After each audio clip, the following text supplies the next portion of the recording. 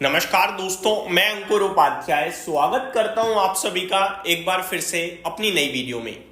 दोस्तों, मॉर्निंग में जब हम सो के उठे तो हमने एक न्यूज़ पढ़ी और वो बहुत ही ज़्यादा खराब थी। हमें तो न्यूज़ पढ़ के खराब महसूस हुआ, लेकिन आईटी कंपनीज से पूछो उनके ऊपर क्या बीत रही होगी। और वो न्यूज़ मैंने आप सभी के साथ करीब 12:30 बजे डिटेल में डिस्कस भी करी। लेकिन उस वीडियो में मैंने एक चीज़ कही थी कि ये कब से लागू होगा और कैसे ये काम करेगा, अभी इसको लेकर क्लैरिटी नहीं है। मैं आपको बताना चाहूंगा, वो थोड़ा सा पॉइंट मिस हो गया मुझसे, क्योंकि रिसेंटली जस्ट अभी 3:32 का समय हो रहा है और जेपी मॉर्गन और माइक्रोसॉफ्ट, जी हाँ, ये भारत की कंपनियां नहीं है, ये यूएस की हैं, इन्होंने एक ट्वीट किया है अपने एम्प्लॉयज के लिए। इन्होंने अपने एम्प्लॉयज से रिक्वेस्ट करी है, अर्ज करिए कि आप संडे तक वापस आ जाओ देश में, क्योंकि 21 सितंबर से ये जो $1 लाख H1 वीजा पे लगेगा ना चार्ज, ये लागू होने वाला है, यानी कि कल से। तो बस यही मिस हो गया था। पहले मैं आपको बताना चाहता हूं कि कल 21 सितंबर से H1 वीजा की फीस $1 लाख हो जाएगी भाई साहब। ये बहुत ज्यादा चिंता का विषय है पूरे आईटी समाज के लिए, पूरे आईटी सेक्टर के लिए। आईटी समाज तो गलत शब्द हो गया, आईटी क्षेत्र के लिए, सेक्टर के लिए। मैंने आपको यह भी बताया कि H1 वीजा या H4 के लिए अभी जो फीस लगती है वो $5,000 से $10,000 पे करनी पड़ती है। $1 लाख उसके कंपैरिजन में 20 गुना तक हो गया, ये 10 से 20 गुना। तो कंपनीज के लिए ये टोटली मतलब खत्म कर देने वाली बात है कंपनीज को। उनका प्रॉफिट बहुत हेवीली टूट सकता है, टूट सकता है क्या, और मार्जिन्स पे प्रेशर आएगा। कॉस्ट कटिंग आप कर नहीं सकते कि हाँ भाई मैं यहां पे कर रहा हूं, एम्प्लॉय की सैलरी कम कर देता हूं। ऐसा करोगे तो कंपटीशन इतना है, एम्प्लॉय तुम्हें छोड़ के भाग जाएगा। ठीक है, तो कॉस्ट कटिंग आप बिल्कुल नहीं कर सकते। आप क्या करोगे, आप फिर नियर बाय एम्प्लॉयमेंट ढूंढने लगोगे, आप दोबारा से उनको स्किल्स प्रोवाइड करोगे, तो समय लगेगा। यानी कि अभी तो ये मैं आपके साथ जेपी मॉर्गन या फिर माइक्रोसॉफ्ट की बात कर रहा हूं। एक आपके लिए आईटी है और एक आपके जेपी मॉर्गन, तो आपको पता ही है फाइनेंशियल लेवल पे है। तो जितने भी एम्प्लॉयज भारत से यूएस में जा रहे हैं या जाते हैं, उनका बिजनेस है वहां, जॉब है उनकी वहां पे, वो प्रॉब्लम में है।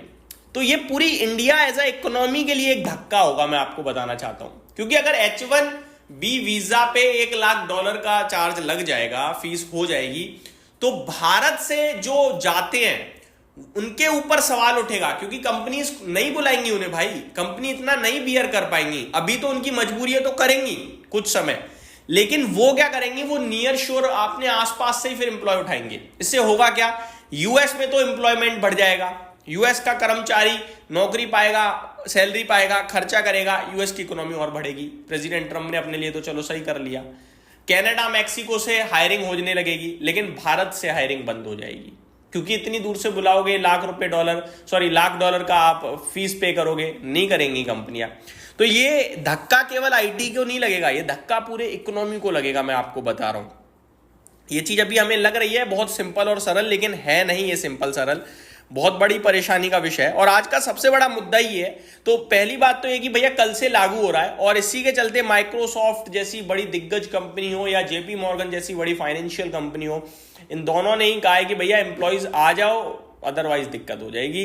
तो ये कुछ बड़ी ब्रेकिंग है। अब काफी सारे इन्वेस्टर्स के पास इन्फोसिस बायबैक के चलते ले लिया। मैं कह रहा हूं इन्फोसिस तो अभी भी आपको सेफ फील करा देगा, टूटेगा नो डाउट, लेकिन बायबैक आपको बचा सकता है। वहीं अगर बात करूं मैं टीसीएस की, टेक महिंद्रा की, जिनका बड़े लेवल पे बिजनेस यूएस से आता है, मतलब मैं आज आपके साथ एक डिटेल वीडियो भी शेयर करूंगा कि किसका कितना रेवेन्यू वहां से आता है और किसके कितने एम्प्लॉइज भारत से यूएस में काम कर रहे हैं। ये देखो, रेवेन्यू वगैरह इंपॉर्टेंट नहीं है, इंपॉर्टेंट ये है कि किस कंपनी के पास यूएस में अपना बिजनेस है और भारत से उनके पास एम्प्लॉइज हैं। जितने ज्यादा एम्प्लॉइज भारत के यूएस में काम कर रहे हैं जिस कंपनी के लिए, उस कंपनी के लिए दिक्कत है। मैंने रिपोर्ट में यह भी पढ़ा था कि इन्फोसिस और टीसीएस जो है वो तो लगभग कुछ समय पहले से ही डिपेंडेंसी भारत से कम करते हुए वहीं पे पहले तो यूएस से ही काफी सारे एम्प्लॉयज को कैंपस से ही हायर कर लेते हैं और आजू बाजू से भी उठाते हैं, ढूंढते हैं, हायरिंग करते हैं। लेकिन बाकी कंपनियां अभी भारत से बुला रही थी, तो ये एक डेंट पड़ेगा। मैंने आईटी इंडेक्स को लेकर लेवल्स भी शेयर करे थे। 800 पॉइंट नीचे सपोर्ट आ रहा है, 800 पॉइंट तक तो मैं एडजस्ट कर जाऊंगा, लेकिन उसके ज्यादा गिरा तो दिक्कत है। और 800 पॉइंट होता है 2%, तो 2% अगर इंडेक्स जाएगा तो स्टॉक्स तो टूटेंगे ही। ये सारी हो गई नेगेटिव चीजें। अब ध्यान से सुनिए, एंड में बोल रहा हूं, जो लोग यहां तक आ गए हैं फायदा लेके जाओ कि गिरने के बाद आपको खरीदना है। वन साइडेड बोल रहा हूं, गिरने के बाद लेना है। अब क्या लेना है वो इंपॉर्टेंट है। कोफोर्ज लेना है पहली बात, इन्फोसिस भी लेना है दूसरी बात, टीसीएस भी लेना है, ठीक है जी। ये 3 नीचे से उठाने ही उठाने हैं, बाकी टाइम के साथ आपके साथ डिस्कस करूंगा क्यों उठाने हैं। इन्फोसिस के वैल्यूएशन और बायबैक बहुत सपोर्टिव है। कोफोर्ज की ग्रोथ अनबीटेबल है और करेगा वो ग्रोथ, नो डाउट करेगा। कैसे करेगा, कंपनी करेगी, इतना मेरे को लगता है। टीसीएस यार, अब टीसीएस जैसी दिग्गज कंपनी ये सब चीज़ें आराम से झेलेगी, मुझे पूरा उम्मीद है। पर वो एम्प्लॉय के लिए बहुत लॉयल है टीसीएस, तो एम्प्लॉयज़ को इतनी जल्दी फायर नहीं करेगी और ना ही वो ये करेगी कि $1,00,000 लग रहा है तो भारत से हायरिंग ना करें। बट वो दूसरी जगह से हायरिंग जरूर तेजी से करने लगेंगे और मैनेज होंगी, और ये चीज़ें भी लंबे समय तक नहीं टिकेंगी, क्योंकि $1,00,000 बहुत ज़्यादा हो जाता है। मतलब 20 गुना आप सीधे बढ़ा रहे हो चार्जेस, तो शायद कुछ उस पर आएगा एडजस्टमेंट आने वाले समय पे। बट अभी तो प्रॉब्लम खड़ी कर दी है। प्रेसिडेंट ट्रम्प के दिमाग में पता नहीं अचानक से क्या आता है और ऐसा बम्प छोड़ देते हैं कि सब तबाह कर देते हैं वो। मतलब कभी कुछ, फिर एक हफ्ते बाद उन्हें लगता है अरे यार ये तो मैंने गलत कर दिया, फिर वो पॉजिटिव बोलना शुरू करते हैं धीरे धीरे, फिर एक कुछ अलग नया बम फोड़ देते हैं। तो अभी तो बहुत गंदा वाला बम फोड़ दिया है उन्होंने, लेट्स सी कैसे उभरेंगे इससे। बट हाँ, ये मेरी तरफ से डिटेल्स थी, उम्मीद करता हूँ वीडियो पसंद आई होगी। Thank you so much for watching this video, have a great day guys.